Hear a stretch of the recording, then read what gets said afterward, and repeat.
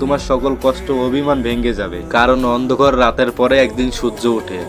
আর যে মানুষটা লড়াই করতে জানে, একদিন পুরা পৃথিবী তার গল্প শুনে। কষ্ট মানুষকে কখনোই হারায় না, কষ্ট আসলে একটি ইতিহাস তৈরি করে। ডি মারিয়া আর্জেন্টিনার ফুটবল দল থেকে তিনি অবসর নেন 2024 সালে। দীর্ঘ 16 বছর ধরে ডি মারিয়া আর্জেন্টিনার দলের সাথে জড়িত ছিলেন, কিন্তু 2024 সালে তিনি কিন্তু দল থেকে অবসর নেন। ডি মারিয়ার দল থেকে অবসর নেওয়ার আমার কাছে 3টি কারণ আছে। নাম্বার 1, দীর্ঘ কেরিয়ারের কারণে নিজের শারীরিক চাপ কমানোর জন্য অবসর নিতে পারেন। নাম্বার 2, তরুণ খেলোয়াড়দের সুযোগ করে দেওয়ার জন্য কিন্তু তিনি অবসর নিতে পারেন। নাম্বার 3, জাতীয় খেলোয়াড় হয়ে কিন্তু তিনি অনেক কিছু অর্জন করেছেন, এই জন্য হয়তোবা তিনি এখন অবসর নিচ্ছেন। এখানে আপনার মতামত কি?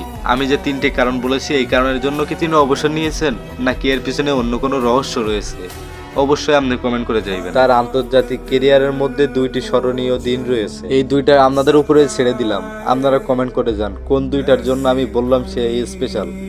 তো আজকের মতো বিদায় নিচ্ছি প্রিয়। ভিডিওটি ভালো লাগলে একটা লাইক করে দিও, আর কিছু আবালদের কেটে দেবো। তোমাদেরকে জানাই আল্লাহ হাফেজ।